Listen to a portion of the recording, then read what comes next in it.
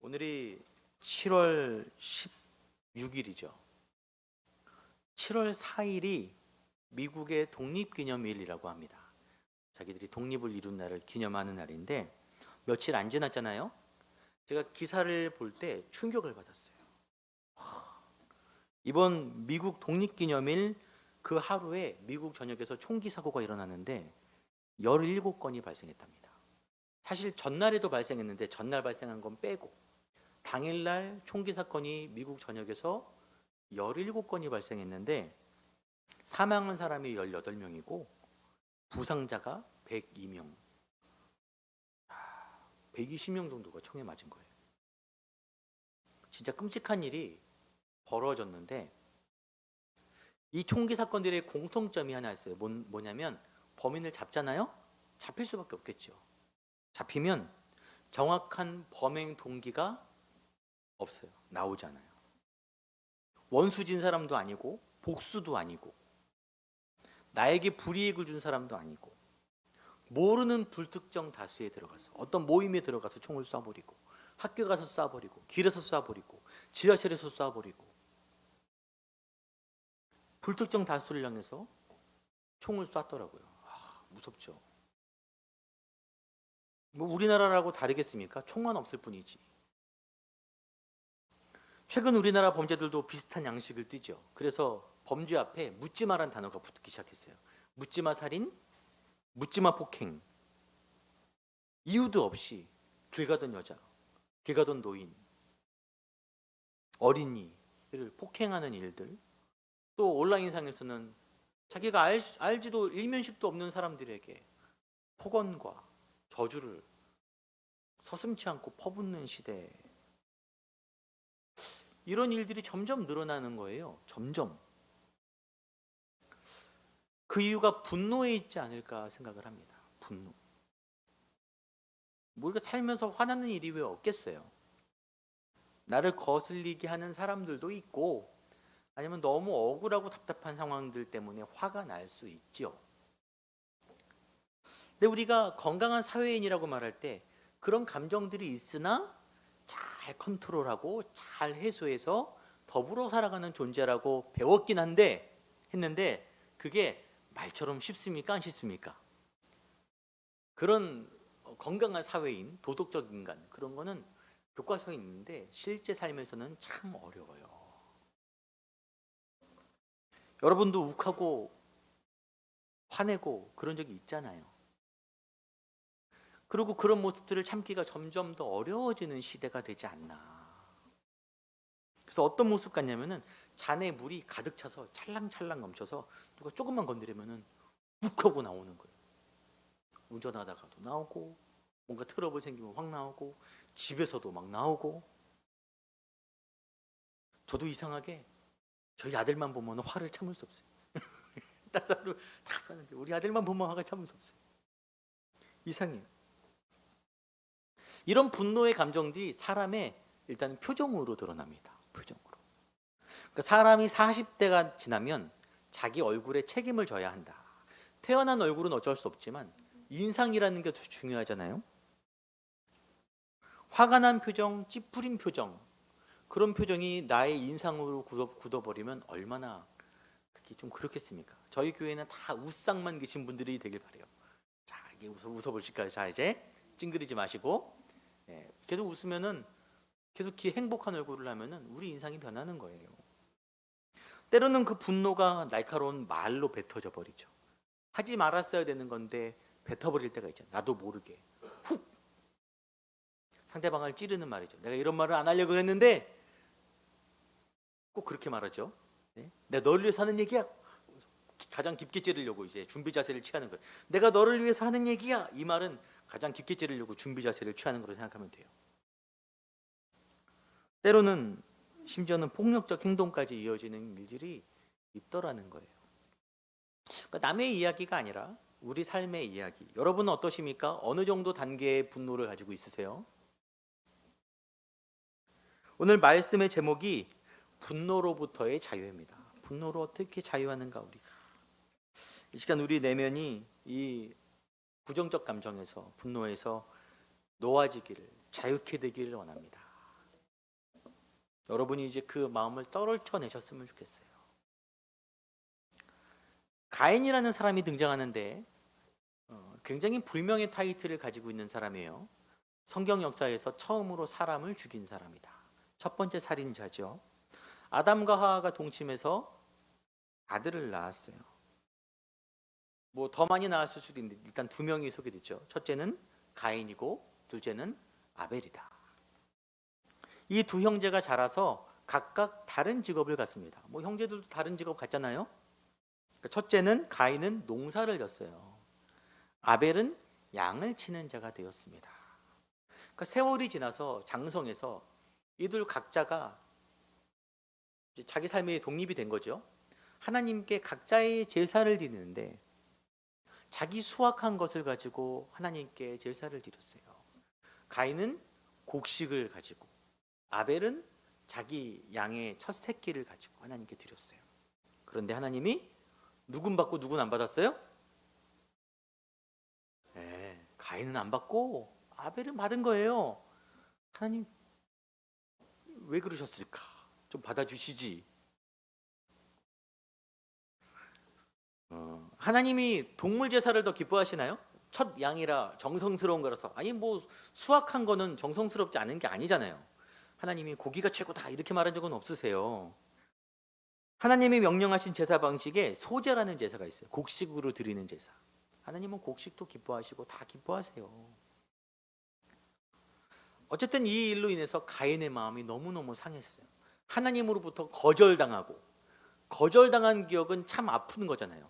여러분 쉽게 전도하지 못하는 이유가 뭡니까? 거절당하는 게 너무 싫어요. 그리고 자기 동생에게 뒤처졌다는 그 자존심 상함, 그 마음들이 복잡하게 자리 잡고 그 마음이 분노가 돼요. 그 마음 속에 있는 분노를 오늘 본문이 확인시켜 주죠. 여호와께서 가인에게 이르시되 내가 분하여 하면 어찌 됨이냐, 안색이 변하면 어찌 됨이냐. 그 분노가 얼굴에 막 나오는 거예요. 감추려고 해도 감춰지지 않는, 우리 정말 화나면 감춰지나요? 안 감춰지나요? 안 감춰지잖아요. 노력을 했는데 막 불이 부들부들 떨리고 막 얼굴이 빨개지고 눈빛이 막 붉어지고 안 감춰져요. 그는 동생 아벨을 미워하게 됐습니다.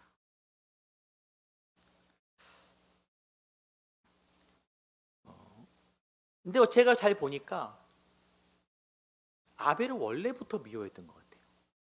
그 일 때문에만 미워한 게 아니라 아벨을 원래부터 미워하는 마음이 있으니까 아벨이 하나님의 아벨의 제사를 받는 모습이 더 상처가 되는 거죠. 어쩌다 미워하게 됐을까요? 이 창세기에는 그 미워한 이유는 안 나와 있어요. 그 시작점은. 그런데 성경의 다른 본문을 참조해서 보면 사울이 다윗을 미워하기 시작했죠. 어쩌다 미워했습니까? 골리앗을 물리친 그를 장군으로 삼았는데 얼마나 일을 열심히 잘했어요. 그런데 백성들이 사울은 천천히고 다윗은 만만이다. 이렇게 비교 함부로 하면 안 돼요.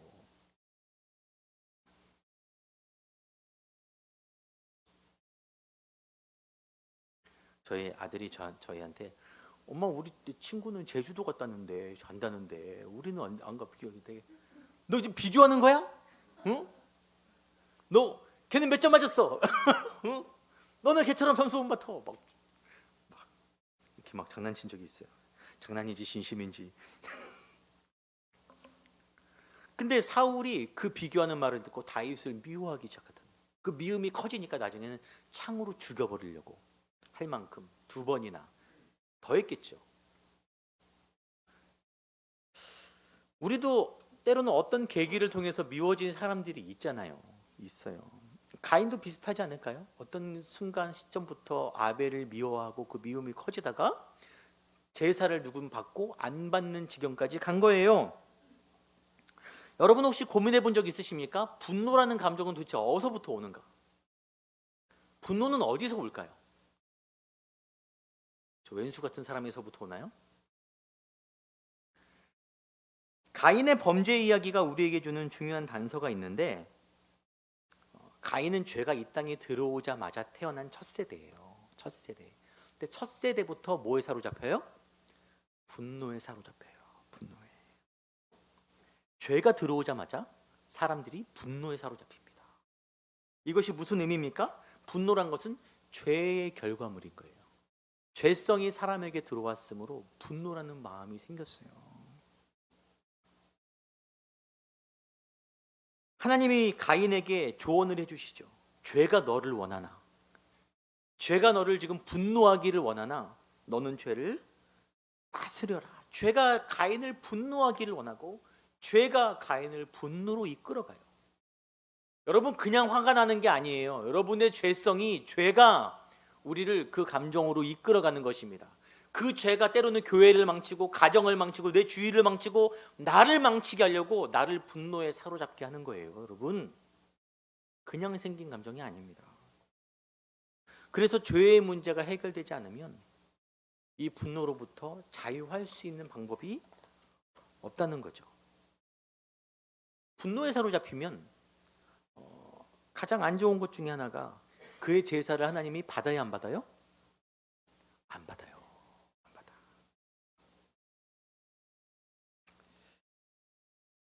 예수님이 마태복음에 이렇게 말씀하십니다. 그러므로 예물을 제단에 드리려다가 거기서 내 형제에게 원망 들을 만한 일이 있는 것이 생각나거든 예물을 제단 앞에 두고 먼저 가서 형제와 화목하라.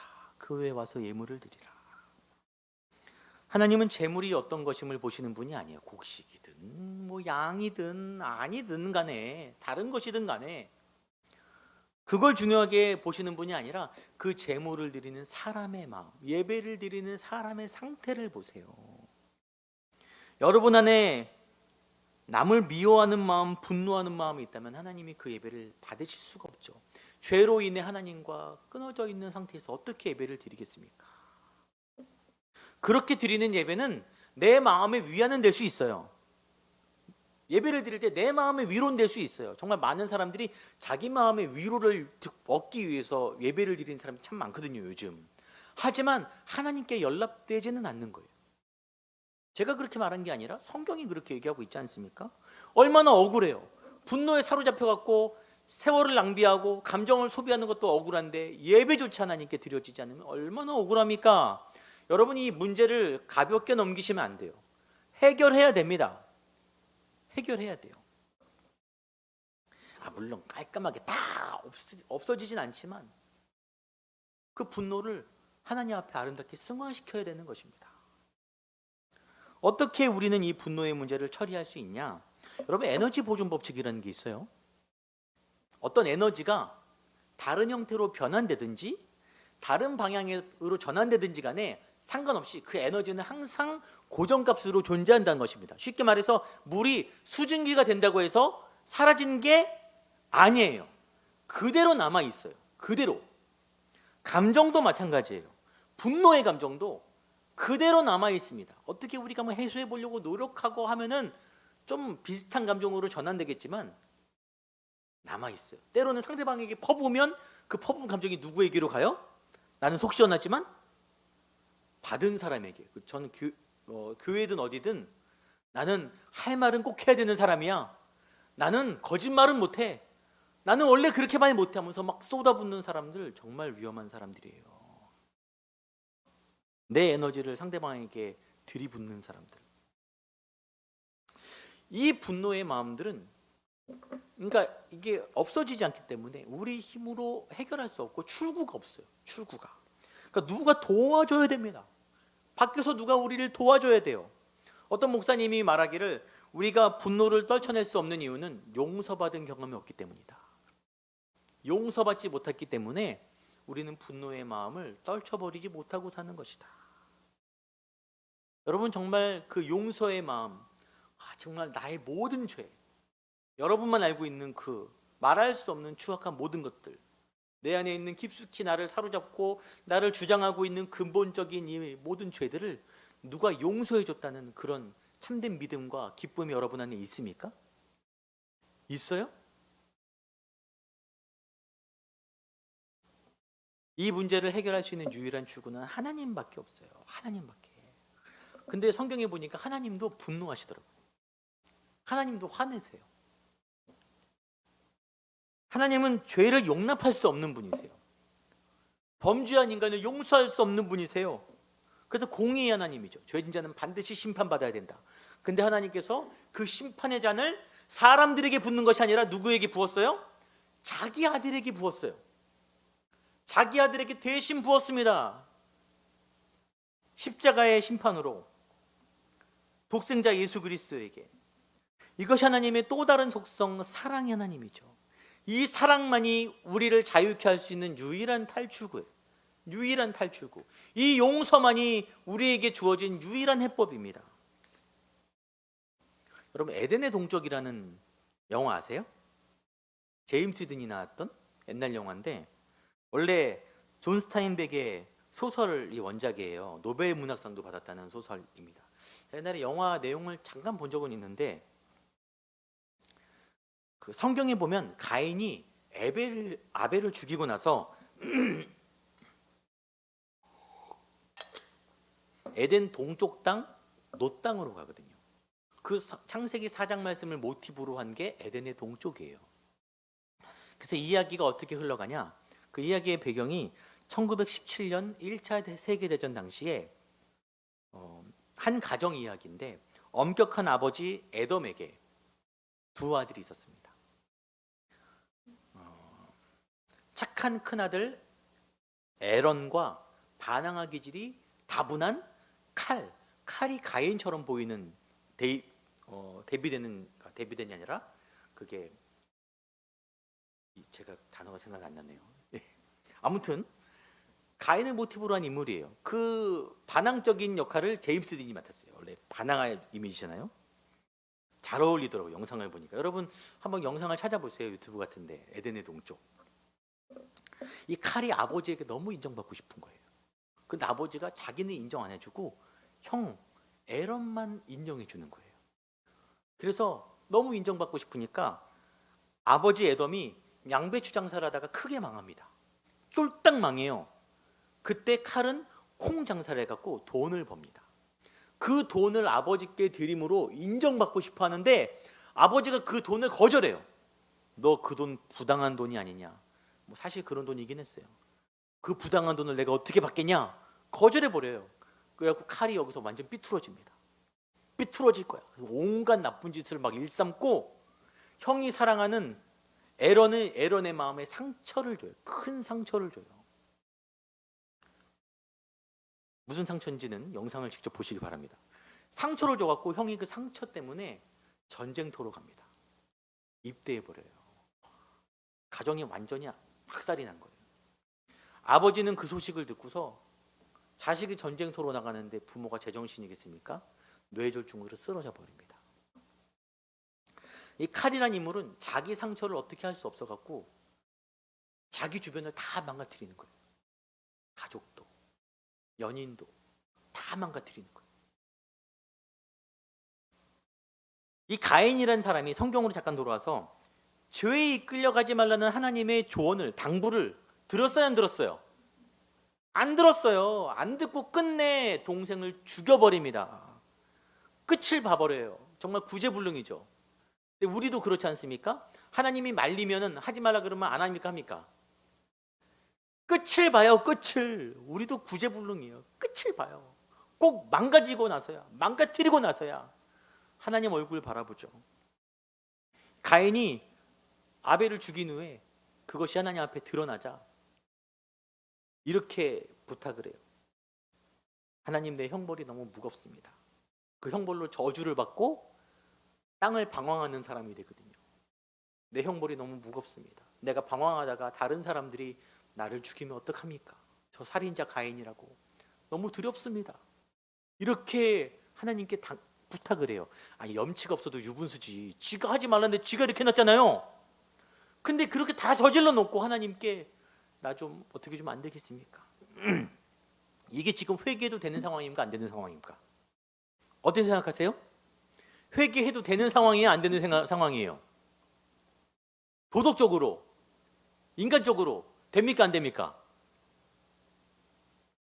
하나님이 그런 가인에게 썩 꺼져라 라고 하지 않으시고 그에게 표를 하나 주세요.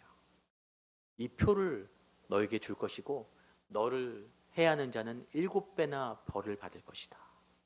그의 살 길을 열어주시더라고요. 아무도 너를 건드리지 못할 것이다. 그는 자기 죄성과 분노로 자기 삶을 끝까지 끌고 가 망가뜨렸는데 하나님은 그에게 표를 주심으로 새 길을 열어주셨어요. 이것이 하나님의 은혜의 징표지요. 에덴의 동쪽에서 이제 칼이 아버지에게 마지막으로 자기 사죄를 합니다. 꼭 뒤늦고 이제 다 끝났을 때 사죄를 해요. 아버지가 돌아가시기 전에.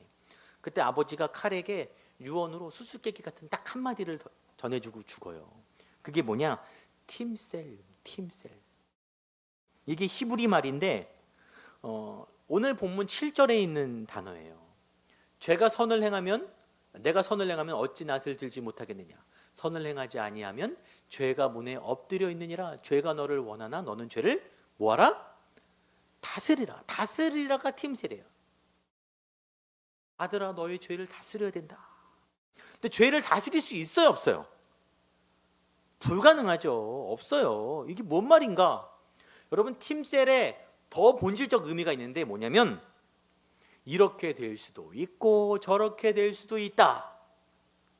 너의 선택에 달려있다라는 거예요. 너의 선택에 달려있다. 하나님은 우리에게 뭘 주셨어요? 자유의지를 주셨어요. 너의 선택에 달려있다. 네가 결정해야 된다. 결단해야 된다. 네가 지금 오늘 결단해야 된다. 너의 삶에서 중요한 이 순간에 결정하지 않으면 안 된다. 하나님은 우리를 택하시고 은혜로 이끄시지만 그 은혜는 우리의 결단으로 성취됩니다. 하나님이 손을 내미실 때 맞잡아야 돼요. 그것이 우리 자유의지와 하나님의 택하심이 결합되어서 구원이 이루어지는 것입니다. 하나님께서 가인에게 주셨던 표가 바로 팀셀이죠. 팀셀. 그에게도 기회를 주시는 거예요. 근데 과연 가인은 그 마지막 기회의 표를 붙들고 변화된 삶을 살았을까요? 아니면 그 죄의 관성대로 계속 죄악된 삶을 살았을까요? 어떻게 됐을까요? 잘 드러나 있지, 그 결론이 명확하게 드러나 있지 않습니다. 마치 영화 열린 결말처럼 열려 있어요. 하나님은 우리에게도 가인에게 주셨던 것처럼 표를 주셨어요. 그 표가 예수 그리스도입니다. 예수 그리스도. 그것이 우리의 팀셀이에요. 누구든지 예수를 믿으면, 너희가 예수를 주로 고백하면, 오늘 이 시간에 다시 한번 예수의 이름이 선포되지만 그 이름의 은혜는 그 이름을 붙드는 자들의 것인 거예요. 안 될 것 같아. 내 죄가 이런데, 내 모습이 이런데 안 될 것 같아. 자신 없어서 붙들지 못하면 지나가 버리는 것이고, 그럼에도 내가 그걸 붙들면 그것이 내 것이 되는 것입니다. 여러분, 어떻게 하시겠습니까? 어떻게 하시겠어요? 예수를 붙듦으로 나 같은 죄인을 이런 나까지도 용서해 주신다는 그 은혜가 있어야 비로소 우리는 우리를 묶고 있는 분노로부터, 상처로부터 자유할 수 있어요. 여러분의 얼굴이 변합니다. 그러면 여러분의 삶이 변하고, 말이 변하고, 행동이 변하고, 여러분 주의가 변하기 시작해요. 정말 예수를 오래 믿었지만 이 결단을 못하고 계속 어정쩡하게 살아가는 성도님들이 많다는 거죠. 오늘 예수 그리스도의 이 사랑의 초대에 응답하시기 바랍니다. 여러분의 그 죄까지도 용서해 줄 수 있다는 것을 믿으시길 바라요. 그러면은 예배도 회복되는 거예요. 이곳에 계신 모든 분들에게 팀셀이 은혜로 향하는 놀라운 역사가 있기를 소망합니다. 우리 찬양